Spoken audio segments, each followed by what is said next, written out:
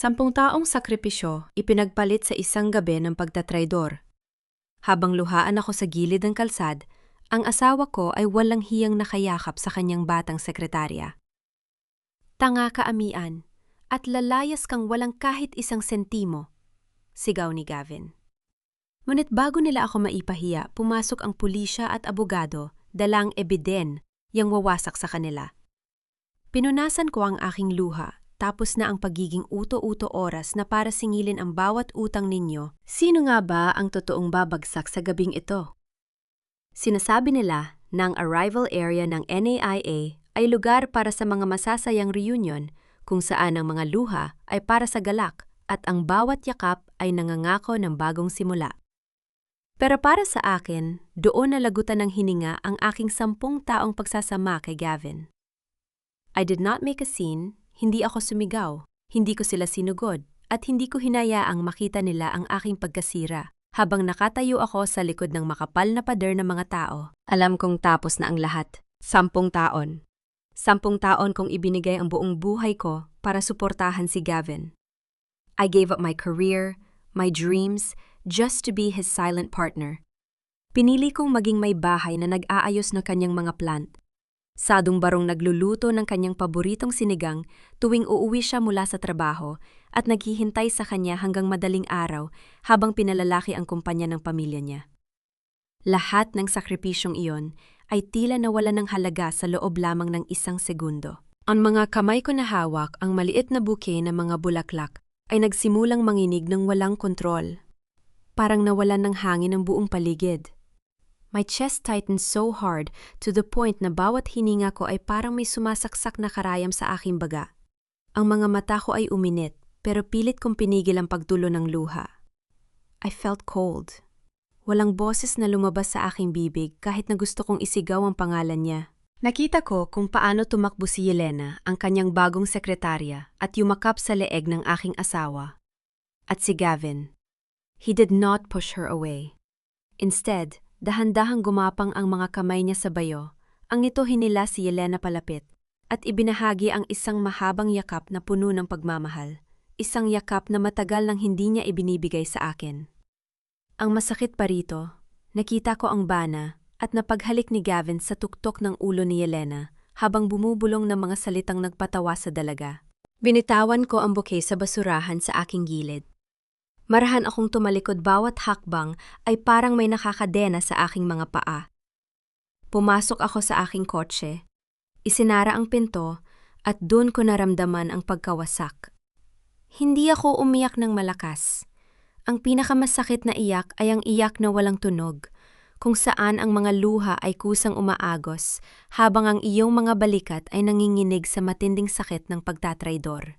Nang gabi ring iyon, umuwi si Gavin na tila walang nangyari.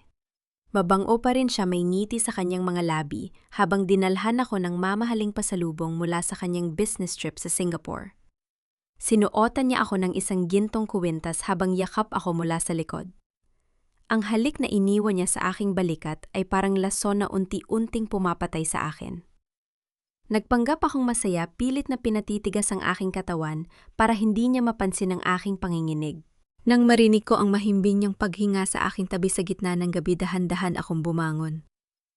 Lumapit ako sa kanyang luggage na naiwang nakabukas sa sahig ng aming kwarto. My hands were shaking while searching through his things. At doon sa pinakailalim ng kanyang mga damit, naramdaman ng mga daliri ko ang isang maliit na bagay. Isang pulang kahon ng alahas na yari sa velvet. Nang buksan ko ito, walang laman. Pero may isang maliit na piraso ng papel sa loob. Isang sulat kamay na pamilyar sa akin, ang panulat ng aking asawa. Salamat sa mainit na gabi sa Manila, aking Gavin Y. Ang aking puso ay tila tumigil sa pagtibok. Hindi ko ibinalik ang papel sa kahon. Pikit mata kong kinuha ang aking cellphone, kinuna ng larawan ang sulat, at pagkatapos ay isinilid ang papel sa loob ng aking pinakalihim na pitaka. I did not cry this time. This was my silent declaration of war. Kinaumagahan, habang mahimbing pa ang tulog ni Gavin, dahan-dahan akong bumaba sa sala, dala ang aking laptop.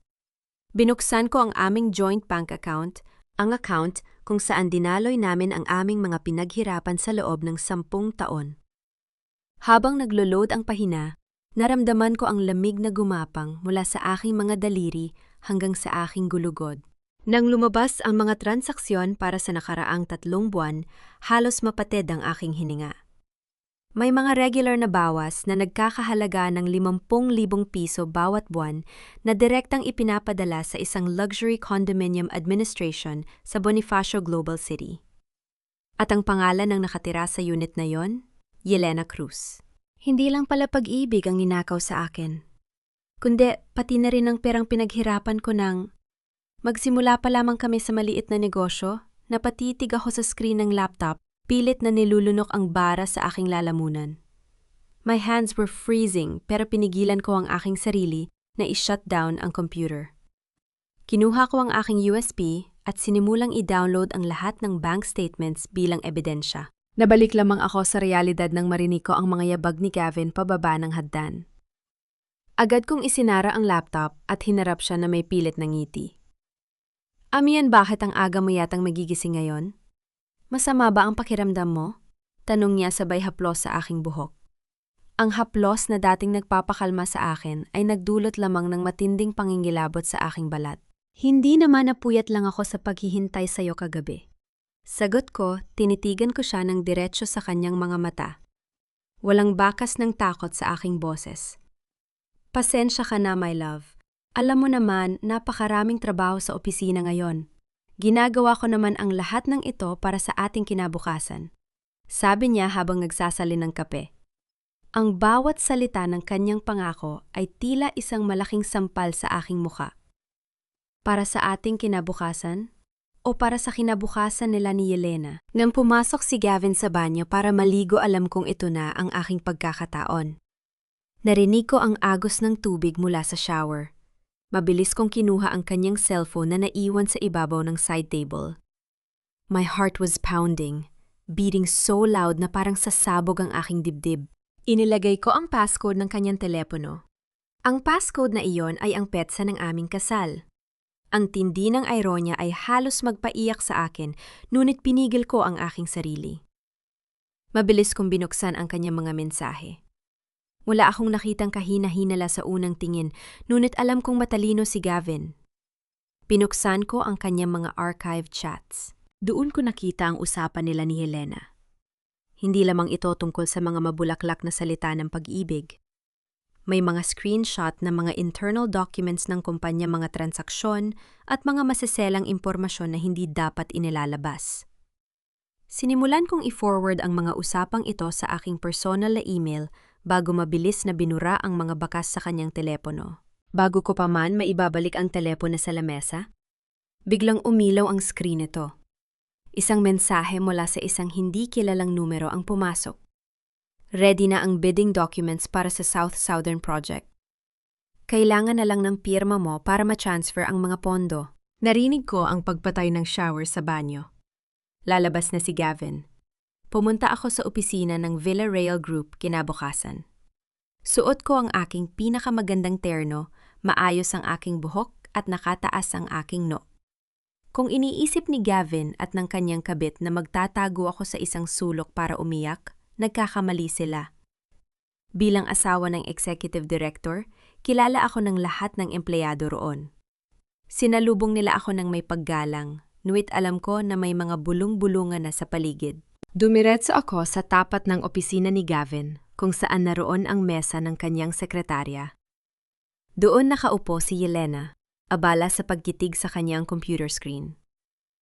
Nang mapansin niya ang aking anino, mabilis siyang tumayo at nagbigay ng isang napakatamis na ngiti. Isang ngiti na puno ng kaplastikan. Magandang umaga po, Ma'am Amihan. Napadala po kayo, wala po dito si Sir Gavin Leon. May pinuntahang mahalagang meeting sa labas. Magalang na bati niya, ngunit ang kanyang mga mata ay tila mapanuri. Ganon ba, nagdala lang ako ng tanghalian para sa kanya? Sagot ko ng may kalmado at matatag na boses. Hindi ko ipinakita sa kanya ang anumang bakas ng galit o selos.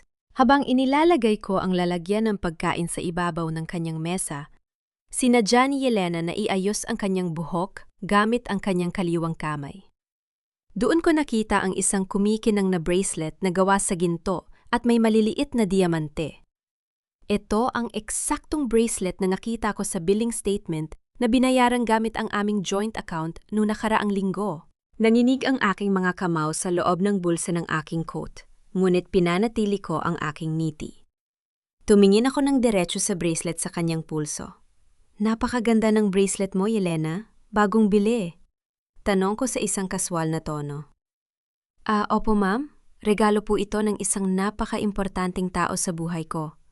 Sabi niya po kasi bagay sa akin ang mga mamahaling bagay dahil palagi ko raw siyang pinapasaya. Sagot niya habang hinahaplos ang bracelet na tila ba ipinagmamalaki ito sa akin. Bagay nga sa'yo. Sabi ko lumapit ako ng bahagya sa kanya at ibinaba ang aking boses upang kami lang dalawa ang makarinig. Pero mag-ingat ka, Yelena. Ang mga bagay na binili gamit ang perang hindi naman sa inyo ay napakadaling bawiin. Baka sa huli magising ka na lang na wala nang natira sa'yo, kundi ang mga nakaw na alaala. Nakita ko ang panandaliang pagkagulat sa kanyang mga mata. Ngunit mabilis din niyang naibalik ang kanyang mapang-aping ngiti. Bago pa siya makasagot, pumasok na ako sa loob ng opisina ni Gavin upang iwan ang pagkain. Habang nasa loob ako ng bakanteng opisina ng aking asawa, mabilis kong kinuha ang isang maliit na recording device na aking inihanda. Idinikit ko ito sa ilalim ng desk ni Gavin sa isang madilim na sulok kung saan walang makakapansin. Pagkatapos ay, lumabas na ako ng silid na tila walang nangyari. Nang gabi ring yon, habang nasa sala ako at nagpapanggap na nagbabasa ng libro, isinuot ko ang aking earphones at binuksan ng live audio mula sa recording device sa aking telepo. Ang boses ni Gavin at Yelena ay malinaw na narinig ko sa aking pandinig. Silang dalawa na lamang ang natira sa opisina. Gavin, natatakot ako. Parang may alam na ang asawa mo. Kinausap niya ako kanina tungkol sa bracelet na binili mo sa akin. Narinig kong boses ni Yelena na tila nagpapakita ng takot. Huwag kang mag-alala, aking Yelena. Wala siyang alam. Amihan is too soft and too stupid to understand what is going on. Masyado siyang kampante sa akin. Sagot ni Gavin na may kasamang mahinang tawa na tila bang minamaliit ang aking kakayahan. Mabuti naman kung ganoon. Kasi kapag natapos na ang plano natin sa South Southern Project, hindi mo na kailangang magpanggap pa sa kanya. She will leave you on her own very soon nang walang kahit isang sentimo. Hindi ako pwedeng maupo na lamang at maghintay kung kailan sasabog ang bomba na inihanda nila para sa akin. Kinabukasan, nakipagkita ako kay Hector, isang pinagkakatiwala ang pribadong investigador sa isang maliit at tahimik na kapihan sa labas ng lungsod. Inilapag ni Hector ang isang makapal na brown envelope sa ibabaw ng mesa. Kinuha ko ito at binuksan. Habang binabasa ko ang mga papel sa loob, unti-unting nabuo ang isang katotohanang mas madilim pa sa aking inaasahan. Ang babaeng nagpapakilalang Yelena Cruz ay hindi umiiral sa mga opisyal na rehistro bago ang kanyang pag-apply sa Villarreal Group. Panimula ni Hector habang humihigop ng kanyang kape. Ang kanyang totoong pangalan ay Elena Santos. Siya ang nag-iisang anak ni Danilo Santos. Napatitig ako sa pangalan ng kanyang ama, Danilo Santos. Biglang nagbalik sa aking isip ang isang malaking iskandalola in 5 taon na ang nakalilipas. Si Danilo Santos ay ang may-ari ng isang katamtamang kumpanya ng engineering na naging matinding karibal ng Villarreal Group noon. Ngunit nasira ang kanyang buhay nang paratangan siya ng ama ni Gavin, si Don Teodoro, ng pagnanakaw ng mga disenyo at patente ng kumpanya. Pinatunayan ng aking investigasyon na binuod ni Don Teodoro ang mga ebidensya para pabagsakin si Danilo. Pagpapatuloy ni Hector. Nabaon sa utang si Danilo, nawala ng karangalan at sa huli ay winakasan niya ang kanyang sariling buhay sa loob ng kanyang opisina. Pagkatapos ng ilang buwan, namatay naman ang kanyang asawa dahil sa matinding sakit at depresyon na nag-iwan kay Elena na mag-isa sa buhay. Naramdaman ko ang matinding habag. Ngunit kasabay nito ay ang malalim na takot. Si Elena Santos o Yelena ay hindi napunta sa buhay namin para lamang maging kabit ng aking asawa. She did not want Gavin because of love or money. She wanted destruction. Nais niyang maranasan ng mga Villarreal ang naging kapalaran ng kanyang pamilya ang mawala ng kumpanya karangalan at masayang tahanan. At si Gavin, sa kanyang kawalang muwang at kahangalan, ay naging perpektong kasangkapan para sa kanyang paghihigante. Pumasok ako sa aking kotse nang may mabigat na pakiramdam. Naisip ko ang aking sariling posisyon. Ako na walang kinalaman sa kasalanan ng pamilya Villarreal ay naging biktima rin ng madilim na nakaraang ito. Ngunit hindi ko hahayaang maging panggatong lamang ang aking buhay sa kanilang apoy ng paghihigante. Habang nakatitig ako sa kalsada, biglang umilaw ang aking telepon. Isang bagong mensahe ang dumating mula kay Hector. May kalakip itong isang larawan na kinuha lamang ilang minuto ang nakalilipas. Sa larawan nakatayo si Yelena sa isang madilim na sulok ng isang sikat na hotel lobby. Kaharap niya ang isang lalaki na may edad na at kilalang kilala sa industriya. Si Victor Cheng, ang may-ari ng Apex Holdings, ang pinakamalaking karibal ng Villarreal Group sa nalalapit na bidding para sa South-Southern Project. At sa mga kamay ni Yelena, hawak niya ang isang makapal na asul na folder na naglalaman ng mga sekretong dokumento ng aming kumpanya. Sa gitna ng lumalalang gulo at nang nagbabadyang bagyo sa aking buhay, pumunta ako sa isang lugar kung saan alam kong makakahanap ako ng kapayapaan at tamang gabay. Binibisita ko si Attorney Eduardo, ang matalik na kaibigan ng aking yumaong ama at ang tanging tao na pinagkakatiwalaan ko pagdating sa batas. Ang kanyang opisina ay amoy lumang papel at mainit na kape. Kabaligtaran ito ng malamig at mapanlinlang na kapaligiran sa bahay namin ni Gavin. Sinalubong ako ni Attorney Eduardo ng isang mainit na yakap. Ang kanyang mga mata ay puno ng pag-aalala habang pinauupo ako sa tapat ng kanyang mesa. Amihan iha, napansin kong pumapayat ka. May problema ba sa pagsasama niya ni Gavin? Tanong niya habang nagtitimpla ng mainit na tsaa para sa akin. Huminga ako ng malalim. Sa pagkakataong ito, hindi ko na pinigilan ang aking sarili na sabihin ang totoo. I told him everything. Ang tungkol sa pagtatraidor ni Gavin, ang tunay na pagkatao ni Yelena Cruz na si Elena Santos pala at ang mga nakaw na dokumento ng kumpanya. Sinabi ko rin sa kanya na nais kong iligtas ang aking sariling mga ari-arian at ang shares na ipinamana sa akin ng aking ama bago pa man tuluyang gumuho ang Villarreal Group. Hinawakan ni Attorney Eduardo ang aking kamay upang pakalmahin ako. Katulad ka talaga ng iyong ama, amihan. Matapang at matalino. Huwag kang mag-alala.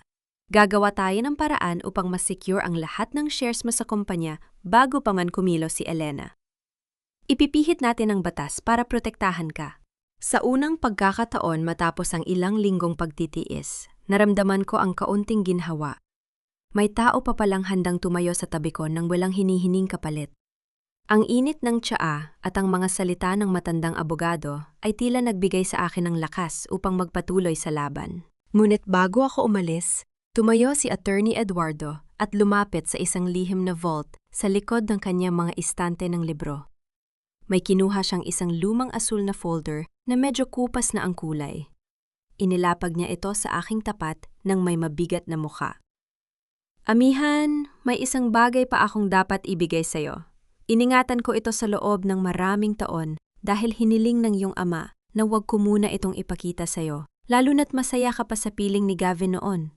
Seryosong sabi niya. Ano po ito, attorney? Tanong ko habang nakatitig sa folder. Yan ang orihinal na kontrata at mga dokumento na nagpapatunay na si Don Teodoro, ang ama ni Gavin, ang tunay na nagnakaw ng mga patente ni Danilo Santos Lab in 5 taon na ang nakalilipas.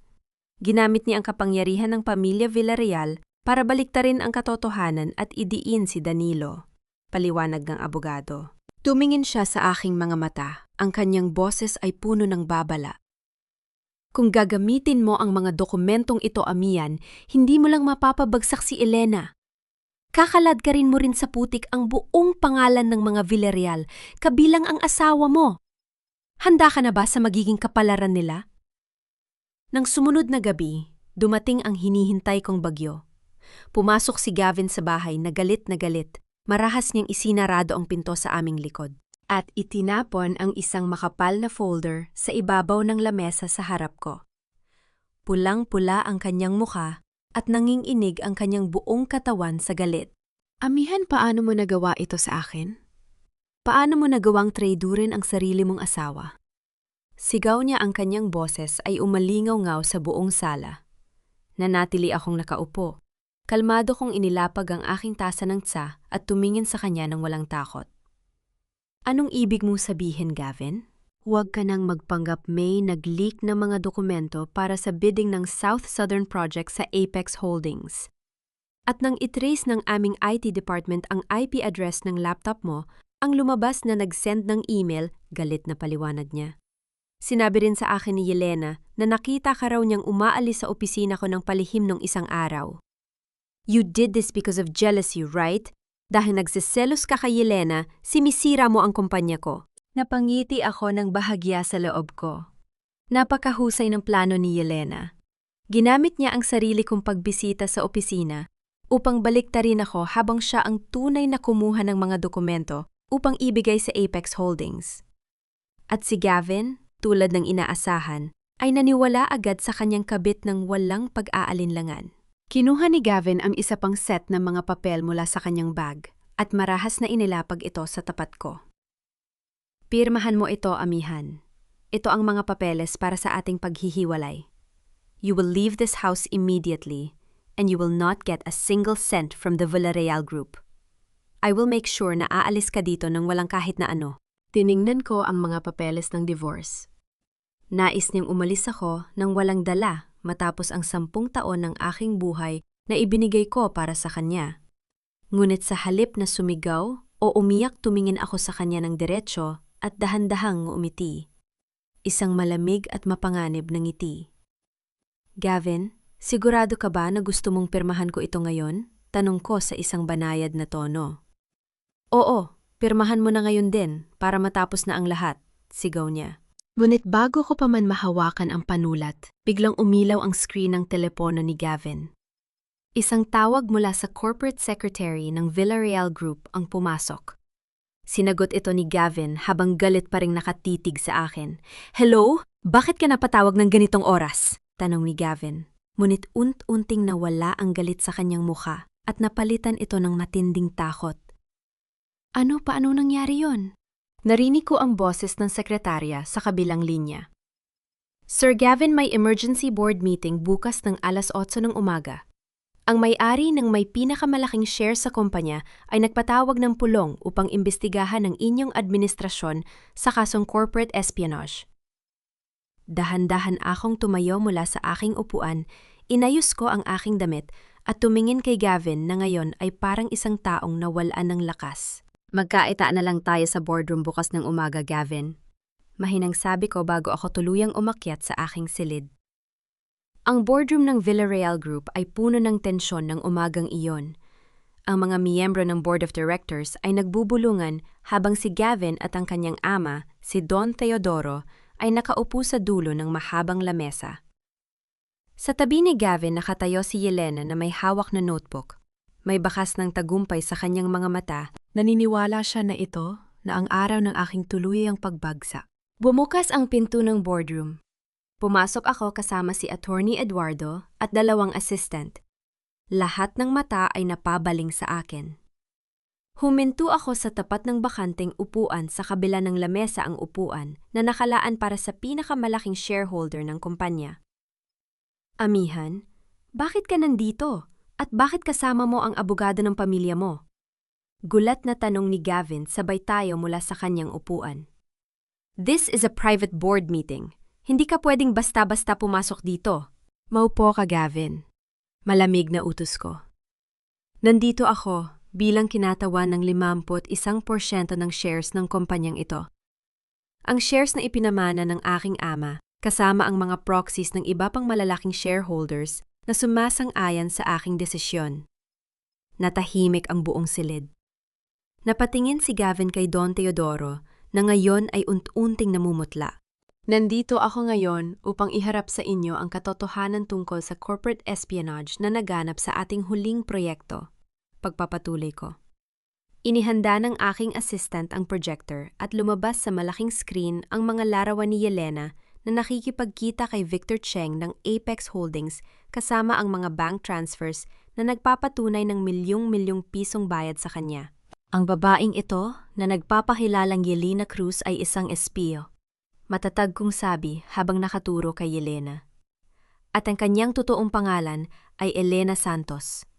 Siya ang anak ni Danilo Santos.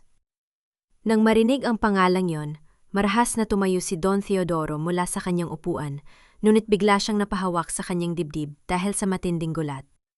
Ang mukha naman ni Yelena ay nawala ng kulay. Ang kanyang mapang-aping ngiti ay tuluyang naglaho. Elena?